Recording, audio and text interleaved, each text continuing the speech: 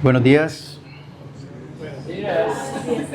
Qué bendición y qué privilegio, como dice el Salmo, qué bueno y qué agradable estar los hermanos juntos y en armonía. Y qué bueno cuando hoy domingo apartamos este tiempo.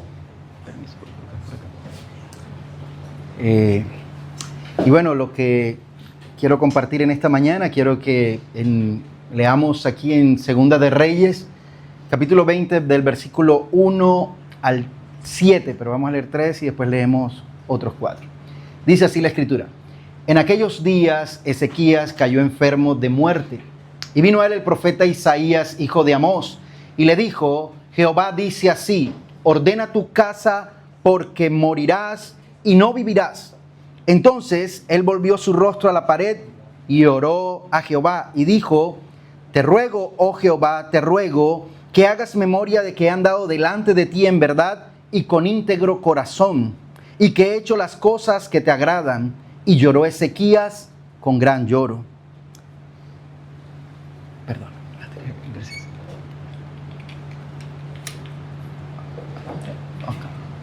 Gracias. Siguiente. Ok. Abajo. Otro. Ok. Se nos pasó. Vale. Y antes de que Isaías saliese hasta la mitad del patio, vino palabra de Jehová a Isaías diciendo: Vuelve y di a Ezequías, príncipe de mi pueblo, así dice Jehová, el Dios de David tu padre: Yo he oído tu oración y he visto tus lágrimas. He aquí que yo te sano. Al tercer día subirás a la casa de Jehová y añadiré a tus días 15 años y te libraré a ti y a esta ciudad del mano del rey de Siria, y ampararé esta ciudad por amor de mí mismo y por amor de David mi siervo. Y dijo Isaías: Tomad masa de higos, y tomándola la pusieron sobre la llaga y sanó. Es una palabra que le comentaba al pastor, la he vivido, porque ¿cuántos de nosotros en algún momento no nos hemos sentido tristes? ¿Cuántos de los que estamos aquí no se han sentido tristes en algún momento? Todos en algún momento vivimos situaciones que nos van a hacer entristecer. Y es impresionante ver cómo a través de la Escritura hombres y mujeres, también como tú y como yo, estuvieron en situaciones de quebranto, momentos de dificultad, porque pensamos que estar caminando con Dios nos va a eximir de que no vamos a pasar por momentos difíciles o por momentos dolorosos. Y es así que quiero compartir este mensaje, este sermón que he titulado La oración de un quebrantado. La oración de un quebrantado. ¿Y qué significa esto de la oración? Todos sabemos que en la Escritura la oración es fundamental. Cuando tú hablas con Dios, cuando tú te acercas a Dios en la mañana, en la tarde, en la noche, hablamos con Dios. Orar es hablar con Dios. Hay un modelo, dice la Escritura, el Padre Nuestro, que Jesús, cuando los discípulos le preguntaron, ¿cómo podemos orar? Y me llama la atención que Jesús también tuvo un momento difícil. Dice la Escritura que la noche que fue entregado, Marcos 14:35, lo podemos ver y dice: yéndose un poco adelante se postró en tierra y oró que si fuese posible pasase de aquella hora. Pero un versículo antes dice que Jesús estaba triste, estaba pasando un momento difícil. Y en los momentos difíciles yo pregunto, ¿quién quiere orar? Cuando estamos atravesando momentos difíciles, muchas veces pensamos que Dios no nos va a escuchar, o que el Señor en esos momentos está tan ocupado que ¿qué le vamos a dar cargas al Señor? O simplemente nuestra boca no quiere expresar porque nos sentimos tristes. En algún momento Jesús, dice la Escritura ahí en Getsemaní, Jesús le dijo al Padre: pasa de mí esta copa, porque me siento en un momento tan difícil, pero a la vez no quiero renunciar, no quiero dejar la misión. Y dice la Escritura que en esos momentos el Señor fue fortalecido a través de la oración. Y es hermoso cómo los miércoles se están añadiendo más a este grupo de oración que va a ser presencial también. Y wow, me llamaba la atención que este mensaje ya llevo un tiempo y en mi cabeza, y ahorita cantábamos quebranto, veía la palabra y yo decía señales aquí, señales acá, como que todo está sincronizado, porque en los momentos más difíciles es cuando el Señor está más cerca de nosotros. En el momento más triste que estemos atravesando, el Señor viene a fortalecernos. Ahora, vamos a hablar hoy de un rey llamado el rey Ezequías. ¿Cómo se llama? Ezequías. No se le vaya a olvidar. Ezequías. Ezequías. ¿Sí? Porque a través de este rey uno aprende tanto en la palabra de Dios. En la palabra de Dios vamos a encontrar hombres como Isaías, que dice la Escritura que estuvieron en momentos donde quisieron morirse en algún momento. Isaías en un momento deseó morir por una situación difícil, adversa. Cuando vienen los momentos difíciles, lo primero que pensamos que es renunciar. Tirar, bueno, voy a decir una expresión colombiana, decimos tirar la toalla. La toalla, sabemos que todos en Colombia decimos, tiramos la toalla, no más. Es la fácil. En los momentos difíciles queremos renunciar. Pero el quebrantamiento, mire bien, no es el fin. Por el contrario, es la puerta a la entrada a la misericordia de Dios. Cuando se acaban mis fuerzas, cuando se acaba lo humano en nuestra humanidad, las fuerzas naturales, vienen las fuerzas del Señor. ¿A cuántos les ha pasado? Miren, estamos aquí, pero un día iremos a la presencia del Señor. Y es un camino. Nosotros todos vamos en un camino, quizás algunos con más años, otros con días, otros inclusive con horas, pero todos vamos camino al Señor. Y un día dice la Escritura que Él vendrá por su iglesia. ¿Cuántos esperan ese momento? Y hablar de reyes, a mí me encanta, me apasiona estudiar, leer, investigar, porque la Escritura está llena de conocimiento. Y no nos podemos quedar con un solo pasaje sin antes profundizar el contexto del texto. Ahora, para entender un poco la línea de los reyes, el pueblo de Dios, el pueblo de Israel, que encontramos en la Biblia, estuvo marcado por reyes a través de 500 años aproximadamente. Y en esos 500 años hubo monarquía donde solamente un hombre era el que gobernaba en Israel. Recordemos, el primer rey de Israel fue el rey Saúl. Después del rey Saúl, ¿quién siguió? El rey David. Y después de David, Salomón. Hasta aquí era un solo rey en el pueblo. Un solo rey en el pueblo. Pero ¿qué pasó luego? Hubo una división. Entonces, de las 12 tribus que el pueblo de Israel, 12 tribus, dice que 10 estaban hacia el norte y 2 estaban hacia el sur. Y de estas 12 tribus se dividió el reino. Entonces estaba el reino del norte y el reino del sur. Ahora, en cada uno había un rey. Entonces, a través de los años, escuche bien, fueron aproximadamente 40 reyes que estuvieron divididos en estos siglos. Y me llama tanto la atención que vamos a hablar de Ezequías, que está en el reino de Judá, hacia el sur. En el mapa que podemos encontrar en algunas Biblias, encontramos que el Palestina estaba dividida en 3, Galilea hacia el norte, hacia el centro Samaria y al sur Judea. ¿Se acuerdan que cuando los judíos... Gracias. Que los judíos...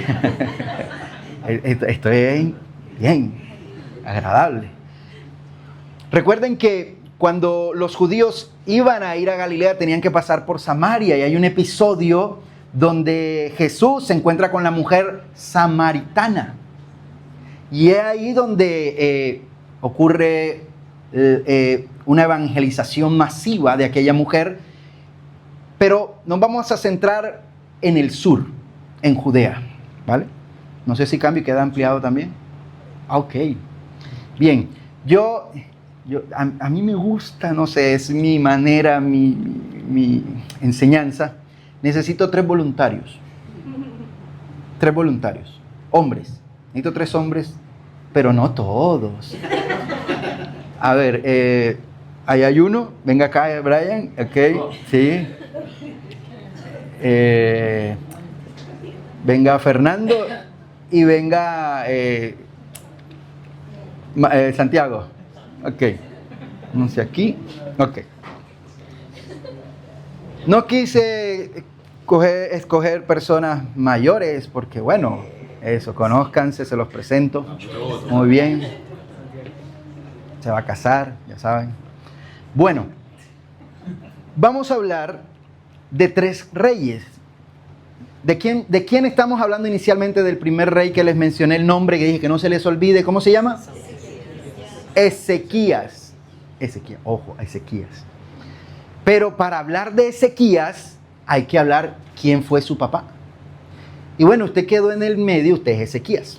¿Perfecto? Usted es el papá, pero ojo, no miren tanto el papá, bueno, y usted tampoco mire el hijo, no. Es un ejemplo nada más que les voy a ilustrar. ¿Perfecto? Porque nosotros venimos de una genealogía.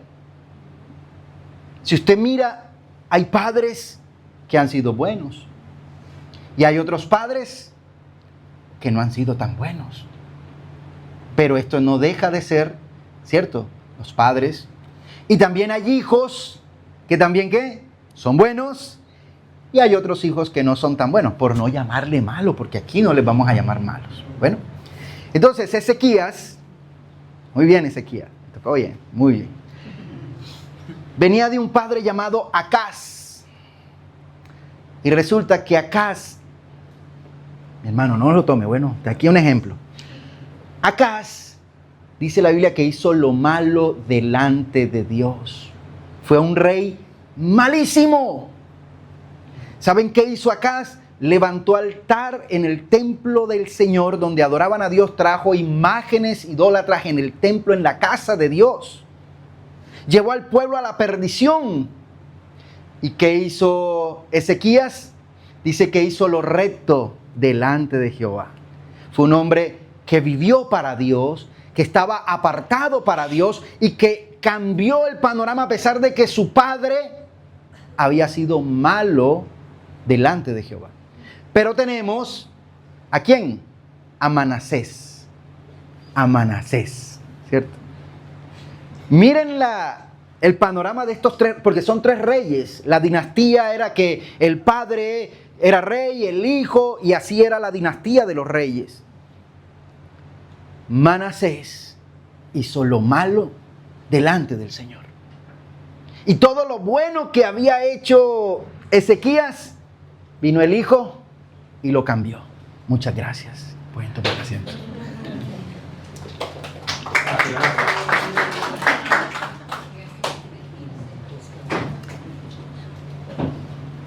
Muchas veces pensamos que porque venimos de una línea familiar que ha sido, digamos, no han sido los mejores, que han sido quizás mal ejemplo, no quiere decir que la siguiente generación vaya a correr con lo mismo.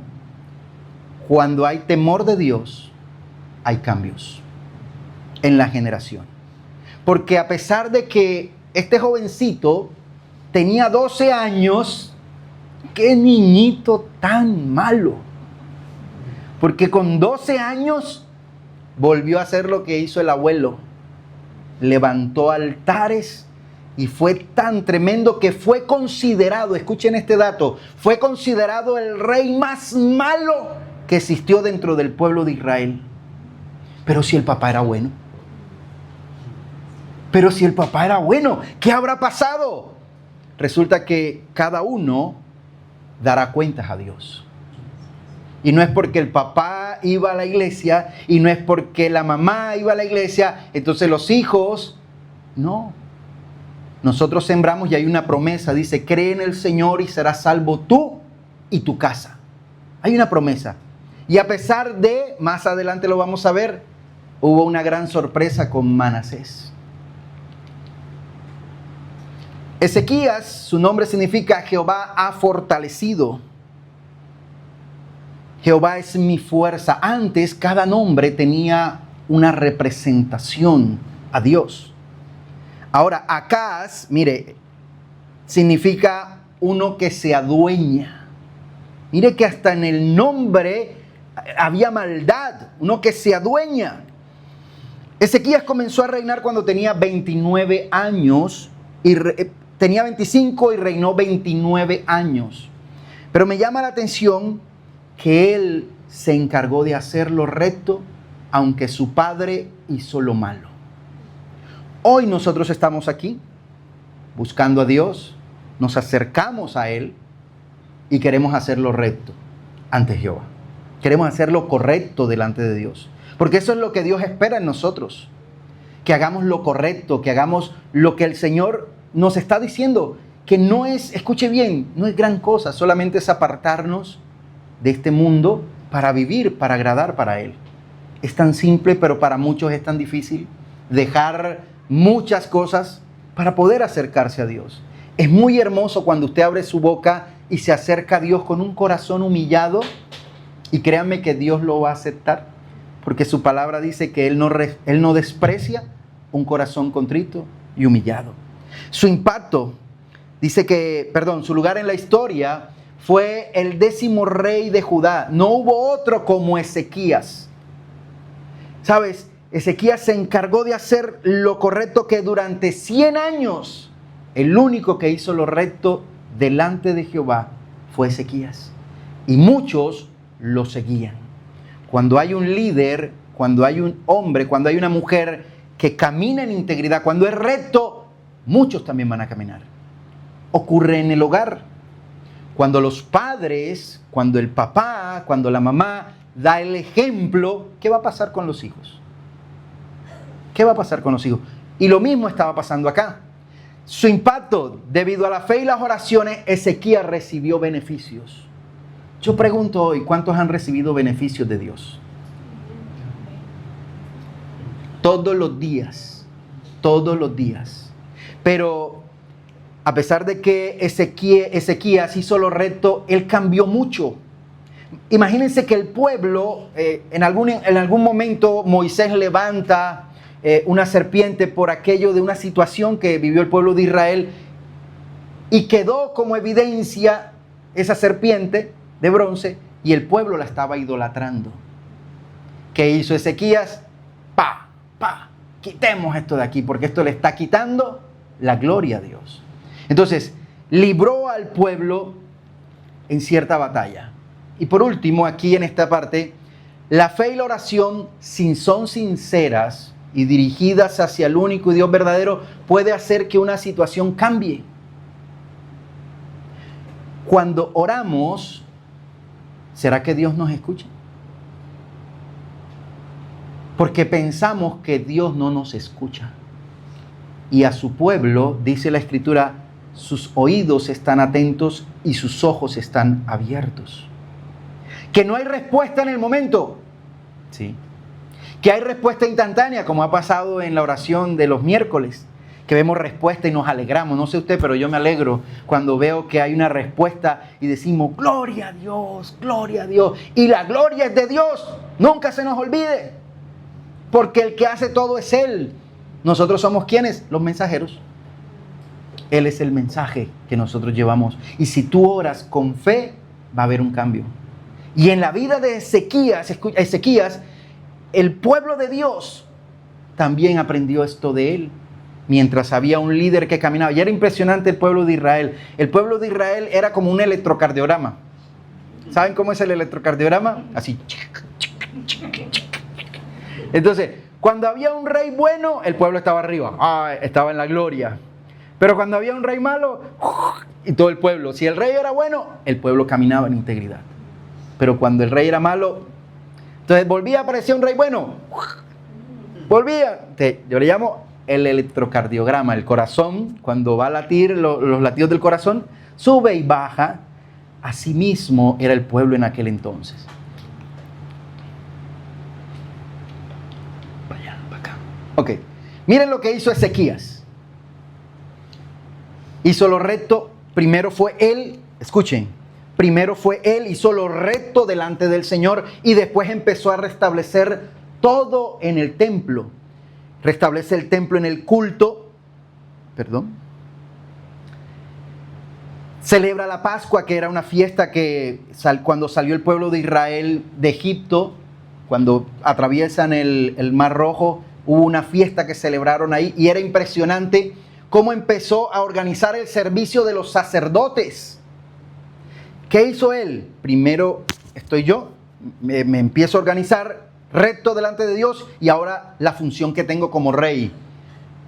A pesar de todo, la enfermedad de Ezequías en el momento de prueba fue algo que lo llevó a él a confrontarse, porque muchas veces estamos haciendo lo recto, pero hay cosas, y aquí suena una frase que suelo decir mucho: no hagamos cosas malas que parezcan buenas,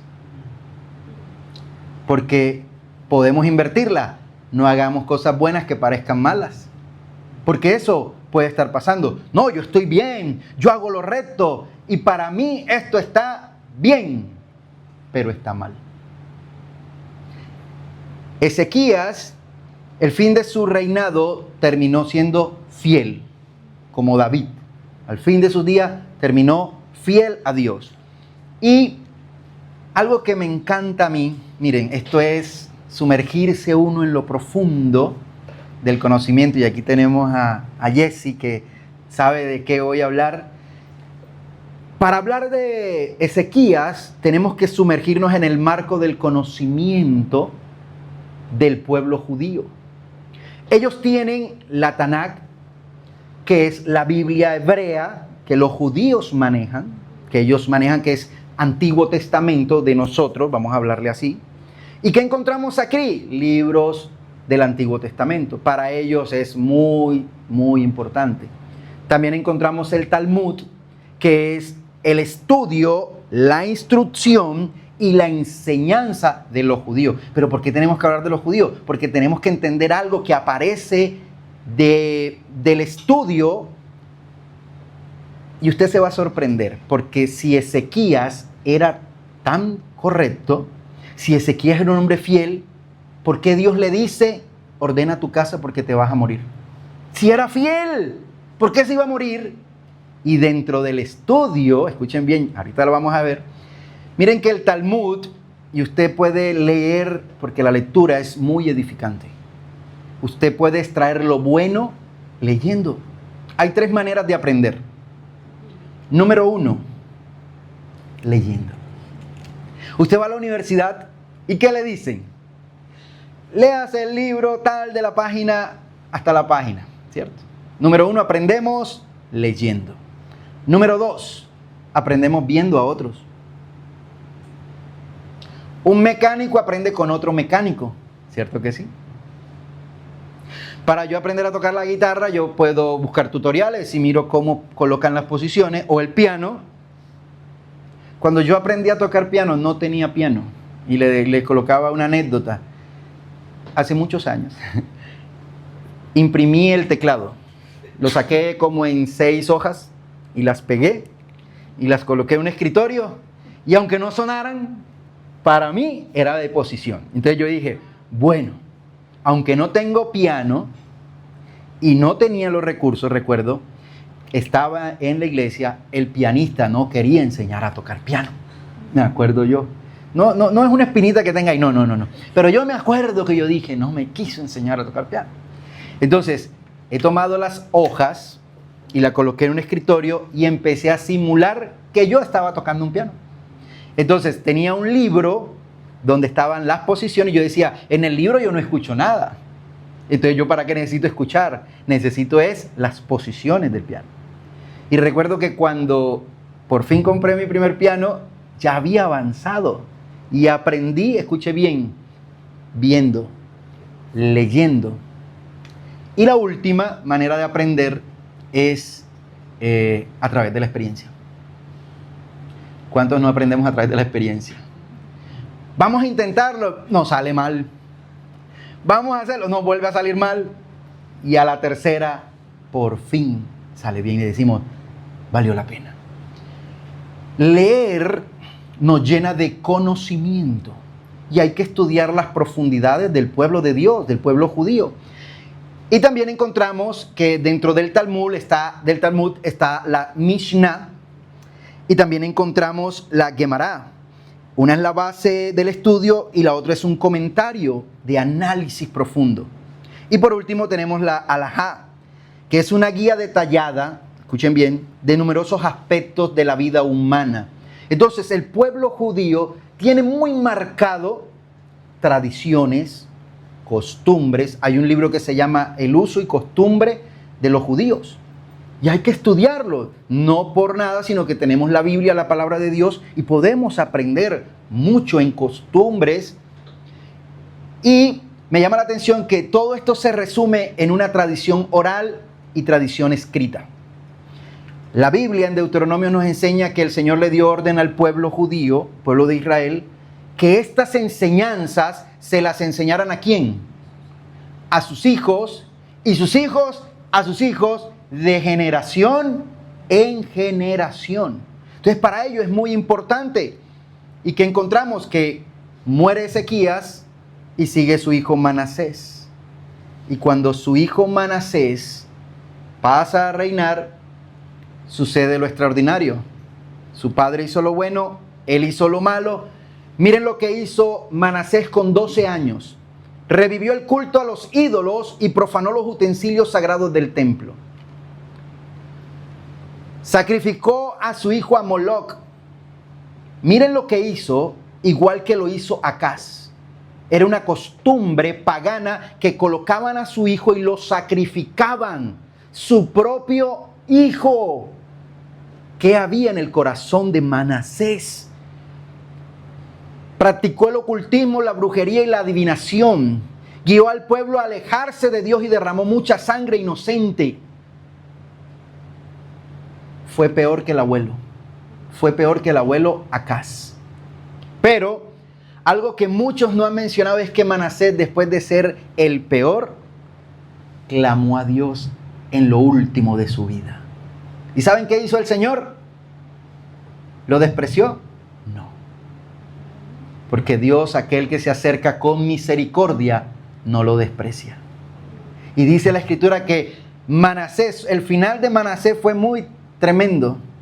Por su orgullo, su vanagloria, otra vez el pueblo cae en manos de otros reinados, en ese caso fueron los asirios, y dice la Escritura que lo toman preso, lo encadenan y lo avergüenzan delante de todo el pueblo y lo llevan a la cárcel.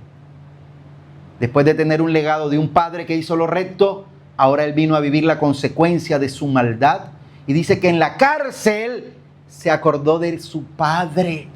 Se acordó que su padre le había enseñado, porque cuando hay un padre que hace lo correcto y es temeroso de Dios, le va a enseñar a sus hijos a buscar el camino correcto. Y es aquí donde Manasés, el final de Manasés, a pesar de que es mencionado como el más malo de los reyes, en el último minuto tuvo misericordia. ¿Se acuerdan un ladrón en la cruz al lado de Jesús?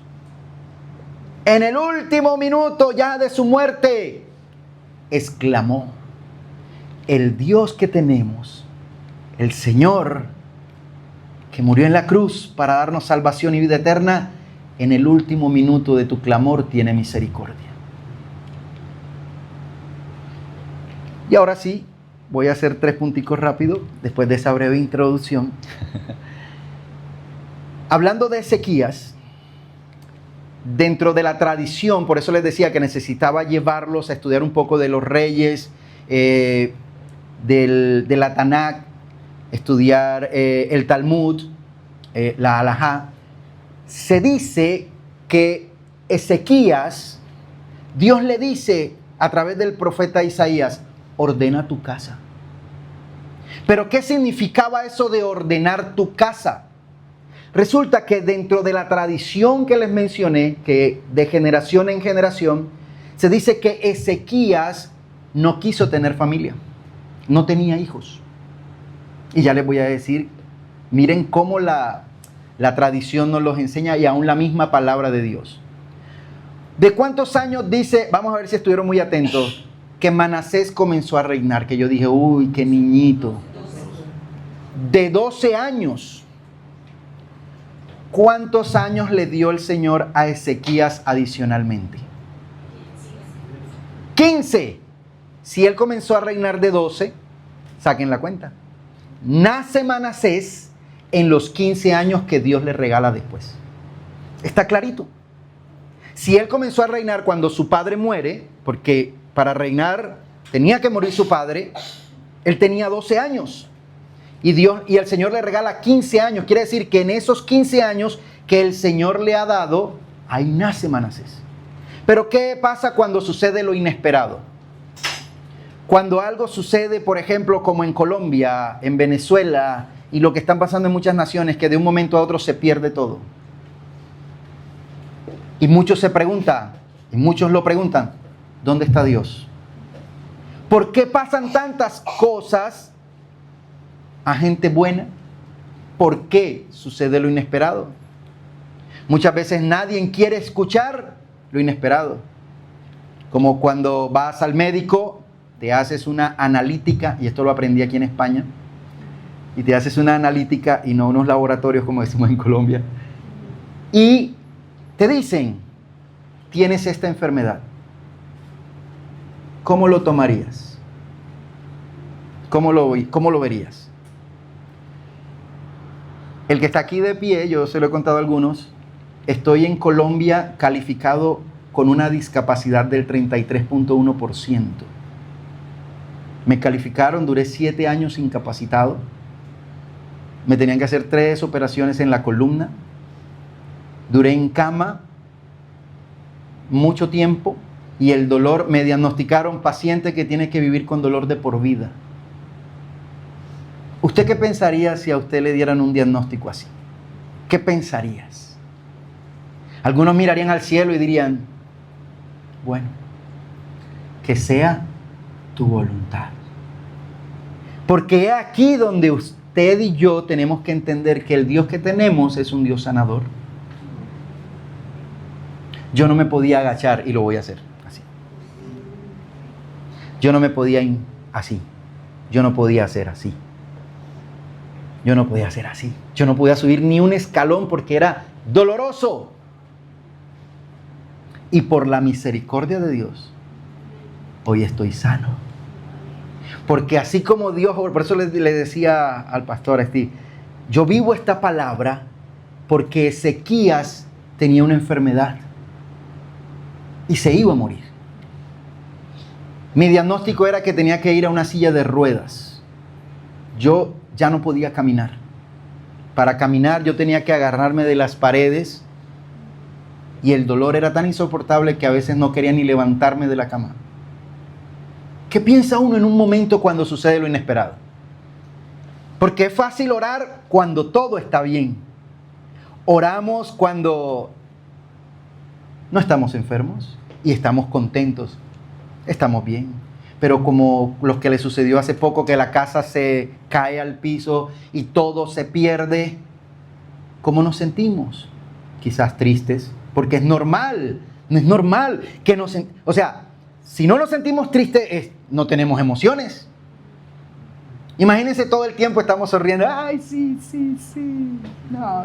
O todo el tiempo que estemos tristes. Imagínense. Ezequías en ese momento, ¿sabes qué hizo? Cuando vino la noticia, lo inesperado.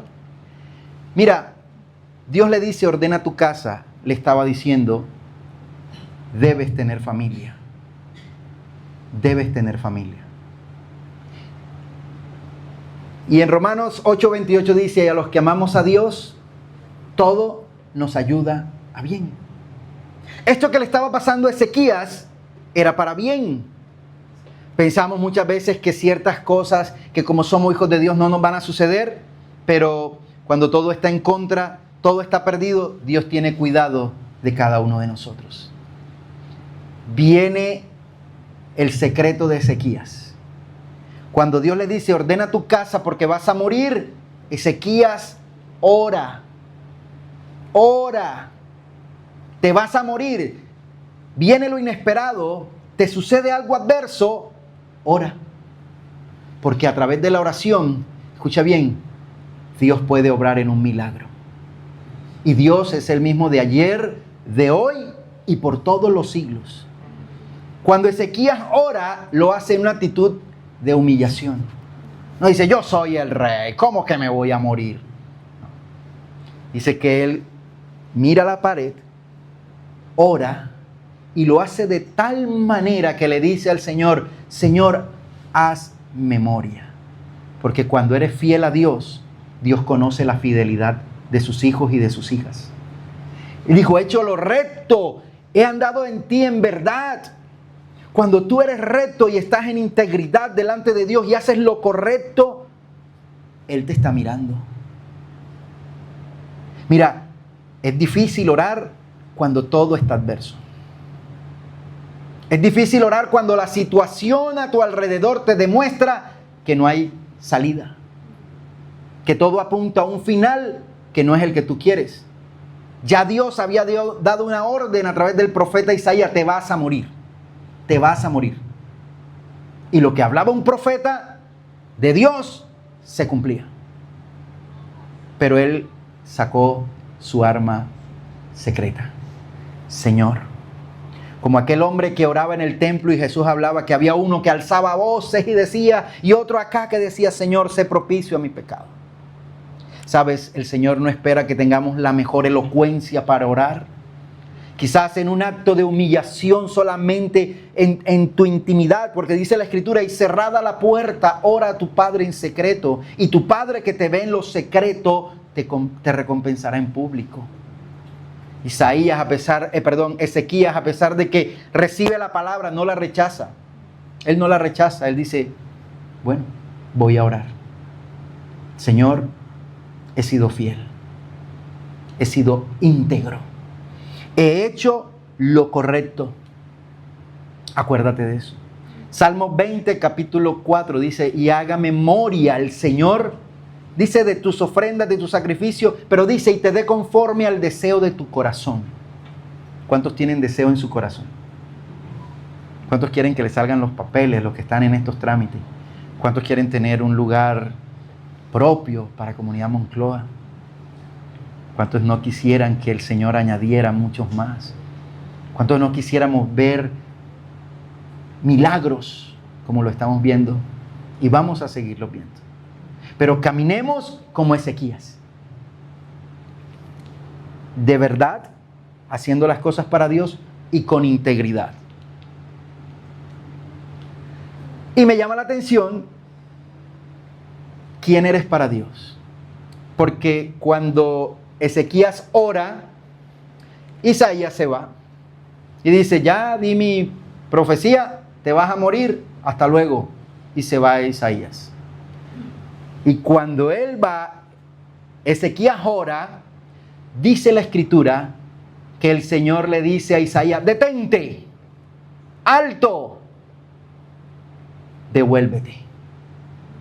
Wow, esto lo miren, yo leía este pasaje ayer, antes de ayer, antier, y a mí se me salía la lágrima. ¿Sabes por qué? Porque en los momentos que tú menos te esperas, Dios te sorprende. Ezequías no se esperaba que el profeta se iba a devolver. Y la manera en que se expresa de él más me conmovió. Le llama príncipe a Ezequías. A los hijos de Dios, Dios les dice príncipe. A las mujeres de Dios les dice princesa. Y en la Escritura encontramos que en Primera de Pedro 2:9 lo dice claramente. Dice que somos linaje escogido, real sacerdocio, nación santa y pueblo adquirido por Dios. La iglesia, el pueblo de Dios, es lo más preciado para el Señor. Por eso cuando Ezequías lo llama de una manera tan linda, no mira los errores que cometió, le dice, mi príncipe. Somos más que un pueblo para Dios, somos su iglesia. Comunidad Moncloa es la iglesia del Señor. Ezequías no era la excepción, estaba enfermo y no era porque había pecado, no, No todo lo que nos acontece muchas veces es por pecado. A veces todo trae un propósito. No digamos el por qué, sino el para qué. Cuando algo pase, algo adverso te suceda, mira, ¿qué quiere enseñarte Dios? Entonces, Ezequías era un hombre como tú y como yo. Normal. Tenía sus momentos difíciles. Y aquí viene la recompensa, la fidelidad, lo que Dios trae para los suyos. Se iba a morir, pero ser fiel trae beneficios. Dios le regala 15 años. Le regaló 15 años más. Misericordia inagotable porque Dios le responde en el acto. Dios dio una respuesta a una oración en el instante. Y por último, fue próspero económicamente. ¿Cuántos se han sentido como Ezequías en algún momento? Que no ven la respuesta. Que sienten que Dios no escucha. Que sienten que le está sucediendo algo porque hiciste algo malo. No.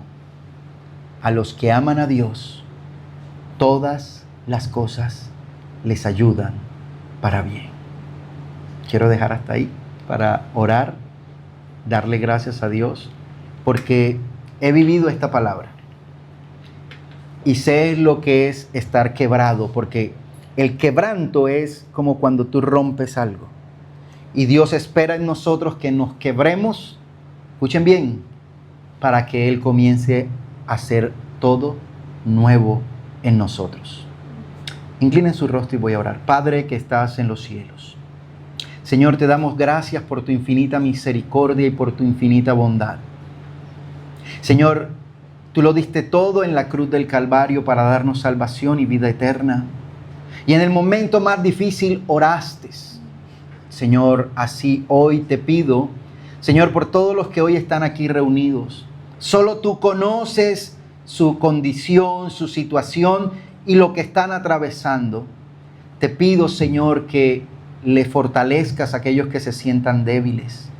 Señor, que le traigas nuevas fuerzas. Tu palabra nos dice que oremos los unos por los otros. Señor, que así como Ezequías fue fiel, Señor, que podamos ser fiel, que podamos vivir en verdad y en integridad, pero que también, Señor, disfrutemos de los beneficios que tú nos das.